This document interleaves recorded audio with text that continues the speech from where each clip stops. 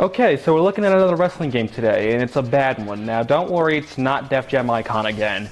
Today, we're looking at RAW 2 for the original Xbox. Now, this game came out back in a time when the three main consoles, that being the PlayStation 2, the GameCube, and the original Xbox, all had their own wrestling game series. Now, obviously, the PlayStation had the iconic SmackDown series, which later graduated to the SmackDown vs. Raw series, so they were eating good. GameCube had the WrestleMania games and later Day of Reckoning, and the Xbox had Raw. Now we're skipping Raw 1. Raw 1 came out back in 2002 and it's honestly a piece of shit. Like, it's worse than many games I've played before, so we're just gonna skip it. Now, Raw 2 released the next year in 2003, and while being an improvement, it still somehow gets a lot wrong. Quick little sidebar before we start, my original Xbox does not work anymore, so I'm playing this through the Zemu emulator. So if I say R1, it's because I'm using a PlayStation controller. Now, to be positive for a minute, we do have some positives about this game that I think make this game unique to any other wrestling game at the time. First, we have one of the most impressive rosters in a wrestling game. Everybody who was anybody in 2003 is here, and I mean that literally. Your main eventers like Undertaker, Brock Lesnar, Kurt Angle are here, while some of the lower card guys like Tommy Dreamer and Shannon Moore make their one game appearance in Shannon Moore's case.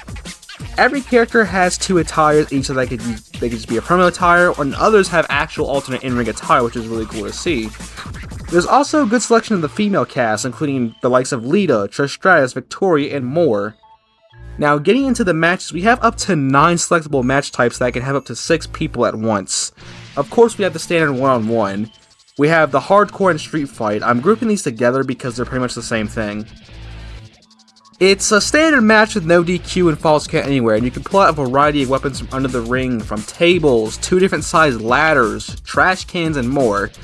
And I do want to put over the fact that this game actually has the tables to break the way they do in real life. This is something I've wanted in the 2K games for over 10 years now.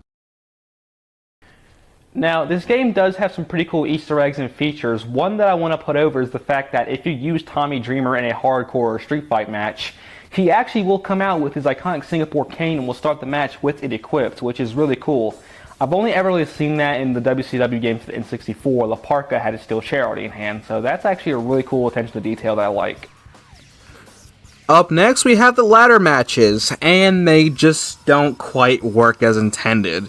See, once you climb a ladder, your character just jumps forward, so you need to place the ladder a few inches back, and once you get to hang onto the belt, you need to mash the buttons, but this also doesn't quite work as intended. The match I recorded, I somehow still lost to Christian, even though I was there first and was up there longer. So how did I lose exactly? We also have table matches, which are self-explanatory. The steel cage is here, and it also just doesn't really work. Of course, there are no pinfalls here, just escaping the cage, and if you're not sure how to climb up or down, it's gonna be a problem. The climb up for me, since I'm on an emulator, it's up in R1, and to escape, it's down in R1. I'm gonna assume the shoulder buttons are acting as the white and black buttons on a normal Xbox controller, but I could be wrong about that. And finally, we do have the Devil's Playground, Hell in a Cell. The Hell in a Cell is huge here, and that's awesome. One of my biggest complaints about the Hell in a Cell in the current 2K games is how small it is. It's super tight-knit, and on the outside, you can't really do much, but here in Raw 2, you can actually freely move around and walk on the outside. Now, the only way to get weapons is not from under the ring. You have to actually break the door open and grab chairs from the announce table, which is kind of annoying, but I'll take it. Now, we also have the Royal Rumble, and it does something that no other wrestling game to my knowledge has ever done. You can actually exit the ring and grab weapons and bring them into the Royal Rumble match. While not being common today, this was actually a fairly common occurrence back in the late Attitude Era and Ruthless Aggression Era. And I think that if 2K were to add this and add the fact that you can exit the ring and the Rumble bring weapons would be a really nice detail and make Rumble matches a lot more fun and bring something new. So, believe it or not, this game actually does some things that I think they do better than 2K. Another positive I have are the fact that finishers actually look good and devastating. Now, some of them do look like complete dog shit, but look at this F5 animation. It's pretty good. Every wrestling game needs a creation suite, right? Of course, and Raw 2 has one, and honestly, it's really good. It has well over 100 call parts, and has some of the deepest entrance customization I have ever seen for a wrestling game. You can change the color of the lighting, the timing of your pyro. You could even rip a song off of your CD and put it onto your console, which, because I'm on an emulator, I can't exactly show you, but pretty cool feature to have. Now, gameplay-wise, this game is hit or miss. For one, it's very clunky most of the time, and I find that some of my inputs just don't register. Counters work whenever they feel like it. Now, the main way you end a match is to do enough moves to get your gauge to red. Once it starts flashing, grab your opponent, hit X and A, and boom. Unfortunately, the AI just loves to kick out at 2, and in some cases 1 on your finisher. It has become apparently clear that the spirit of Kenny Omega and the Young Bucks have entered my game and are trying to put on an AEW 5-star match. Jokes aside, the real reason why they kick out at 2 is due to the referees. This game has up to 5 selectable real-life referees, which you would think would be pretty cool, but they all count slower than shit. I was playing a match between Brock Lesnar and Rob Van Dam. I shit you not hit RVD with 5 F5s and it still ended in a 10-minute draw. Why? Because the referee. You know, Cody Rhodes once made this legendary quote. And says, "Where is that referee? He was trying to fuck on me." And damn it, that referee did fuck on me. Hey yo, what the fuck? I will say, however, the presentation is good here, with the entrances looking good. Sometimes, albeit, I did notice that some people on the roster that have outdated themes. Like in this game, Rob Van Dam still has his Alliance theme, and Matt Hardy has a theme that he's never used to my knowledge.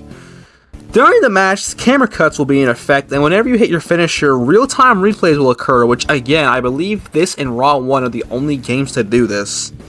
Now, once you decide you're done dicking around an exhibition, we have the Season Mode. Season Mode sees you select a character, oddly no cause allowed, and you go through an entire calendar year of the WWE. Now, one of the more infamous things this game is known for is the side activities you can do, like stealing from people's bags or setting traps for people that, in my experience, fail every time. And I have a question: what wrestler is really gonna sit in the parking lot and be like, "Yeah, I'm gonna set a trap for this guy"?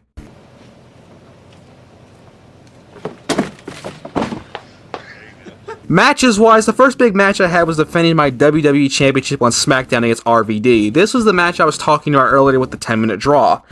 Afterwards, it was immediately the first pay-per-view. Yeah, there's no... Usually how it works is there's no 4 shows. It's 1 SmackDown, 1 Raw, pay-per-view. I fought a match against the Big Show. For some reason, the Big Show turned into some technical god and reversed everything I threw at him. And it's here where the game can show how truly dumb the AI is. I'm going to play you guys a full clips of just how dumb the AI can get in this game. Just watch this.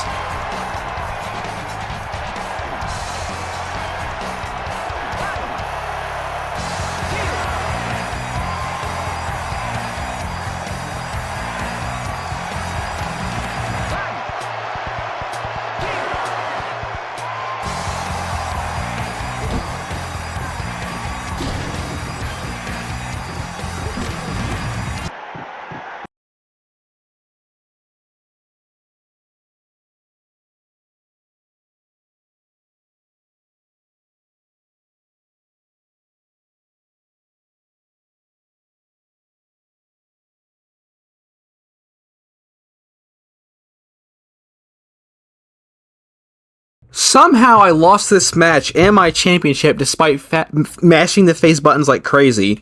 After this, I got the biggest emotion ever by facing Goldust on Raw, who still gave me a challenge somehow. Wow.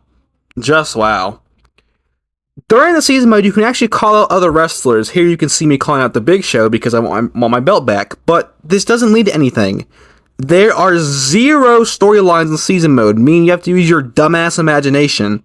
Sometimes the AI will make smart booking decisions, like I did rematch Goldust for the next week on SmackDown, but no actual storylines or programs is a bummer. There's also no dialogue or voiceover, just silent film promos. Even the GM of Raw or SmackDown will come out for a big match announcement, but there is no dialogue. Also, champions will come out with their belts for some reason.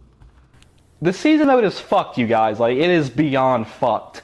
I lost a King of the Ring tournament match against William Regal. Now, that'd be fine except for the fact I hit the man with 6 F5s, he still kicked out, and I lost to a stomp. Also, Tori Wilson won King of the Ring, by the way. Like, the booking decisions in this game actually make no sense. It boggles my mind to no end. Like, I'll give you an example. I faced The Undertaker. Then I teamed with him. I faced him again, and now I'm teaming with him again against The Rock and Hogan, which also, why the hell are The Rock and Hogan a tag team? I imagine this is some alternate universe where Vince Russo never goes to TNA and he's booking Raw 2 story mode, because this shit makes no sense. Also, the game booked Rey Mysterio versus Stephanie McMahon in a world title match, and Steph went over. Incredible storytelling. Now, clearly this game is flawed, very flawed in fact, but in my experience I find that if you just hop into exhibition mode and screw around, there is fun to be had here. With that being said, there's more negatives than there are positives, sadly, and that is why the final verdict for WWE RAW 2 on the original Xbox is a 5 out of 10. Now, will I play this game again? Will I turn it on, maybe screw around, have fun? Yeah, sure. Now, you're probably asking what happened. Well, the developers of this game, Anchor Inc., they actually went under after this, and then they ended up getting Studio Gigante, who was headed by John Tobias, to make WrestleMania 21, which, fuck that game, I'm never reviewing it, don't ask. After the failures of the Xbox exclusive, they just said fuck it, and in 2006 put the SVR games on every console so we could all enjoy it. But with that being said, if you guys enjoyed this review, maybe consider leaving a like, subscribe. If you want to see more of my content, click one of the 2 videos. I don't know where I'm pointing yet because I've edited this, but yeah, hope you guys enjoyed. Peace. Oh, and 15 likes, I'll review the GameCube games.